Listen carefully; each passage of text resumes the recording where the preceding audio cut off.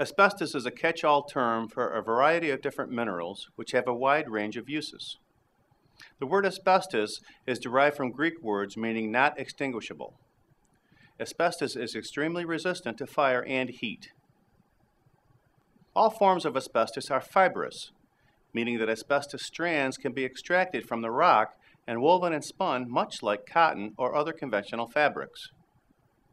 In addition to being fireproof and weavable into cloth, asbestos is an outstanding insulator, has high tensile strength, and is chemically stable. The combination of these unusual properties led to the use of asbestos in an enormous variety of household and industrial applications from ancient times. Asbestos has been in use for more than 2,000 years. There are two primary types of asbestos in widespread use.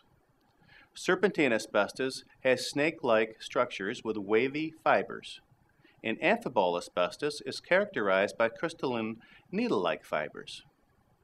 Serpentine asbestos is generally made up of a compound of magnesium, silicon, hydrogen, and oxygen, while amphibole asbestos contains iron, silicon, sodium, oxygen, and hydrogen. Because of the very wide variety of sources and types of asbestos, it is common for any particular type of asbestos to contain elements such as quartz, beryl, garnet, feldspar, mica, or clay.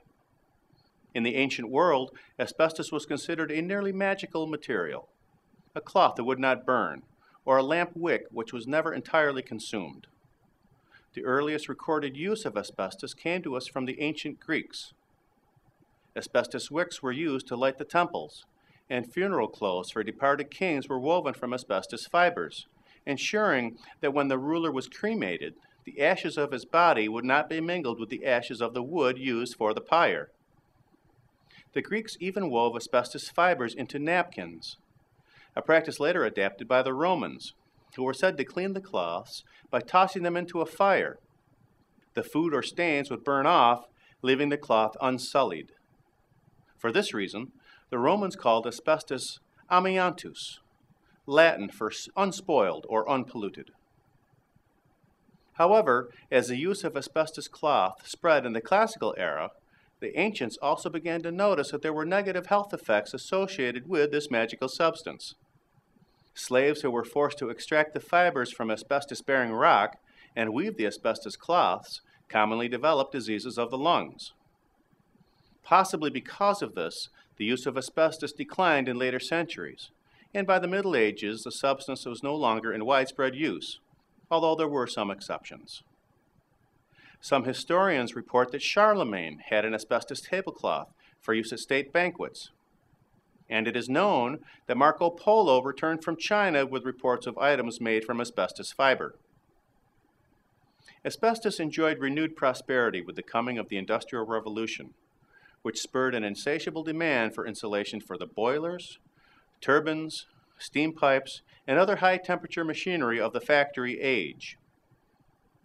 It is not known with certainty whether these innovators were aware of the health risks associated with asbestos, but in an era of child labor, poor sanitation, and brutal conditions on the factory floor, such concerns were very likely not taken seriously in any case. The rise of the railroads and the development of steam-powered ships made asbestos even more widely used, as fire suppression and control was a critical need in those modes of transport. By the beginning of the 20th century, the risks of asbestos were becoming obvious to researchers. The inhabitants of asbestos mining towns were riddled with lung problems. During World War I, several studies in the United States found that asbestos workers tended to die young. Finally, in 1924, a British physician established that asbestos fibers could enter the lungs and cause a wide variety of serious ailments, leading to further study of asbestos. By the 1930s, medical science was beginning to explore the connection between asbestos and a particularly deadly strain of asbestos cancer, now known as mesothelioma. Asbestos is primarily dangerous to human health when the substance is damaged, broken, or exposed to extreme heat. Normally, the fibers remain large and stable and cannot become airborne or enter the body.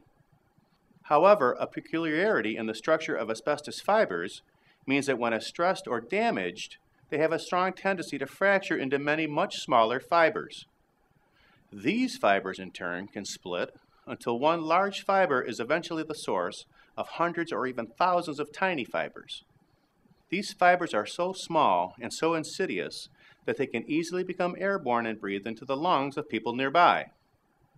When this occurs, the fibers penetrate the lungs, heart, and membranes of the body and cause a variety of syndromes and diseases, including asbestosis, lung cancer, gastrointestinal cancer, and malignant mesothelioma.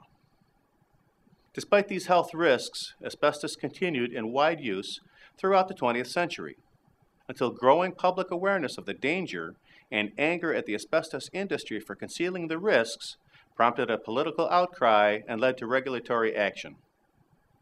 Amphibole asbestos, which is considerably more dangerous to human health, has been banned globally since the 1980s, although there are still many buildings which contain it, since it was used for construction pipes, conduits for electrical or communication lines, insulation, and ceiling tiles.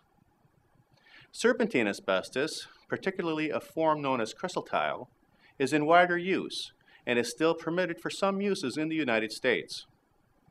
Crystal tile is found in floor sheeting, roofing materials, fireproofing, brake pads and shoes, automotive components, fireproof clothing, fire doors, and other uses. There is only limited evidence that crystal tile asbestos poses serious health risks, but most sources of crystal tile asbestos are also contaminated with the far deadlier amphibole varieties. This has led many public health authorities to take a better safe than sorry approach and impose an absolute ban. Crystal tile has been banned outright in Europe and Australia, and asbestos in any form is no longer used at all in those regions. Thank you for watching. This video was produced by Asbestos.Net, a leading resource on all aspects of asbestos and mesothelioma. Our priority is to inform victims about the devastating effects of asbestos exposure, mesothelioma, asbestos cancer, asbestosis, and other asbestos-related diseases, and to advise them with a wealth of information. Individuals whose lives have been touched by mesothelioma have numerous questions and concerns. Their caregivers and family members also need accurate, reliable information.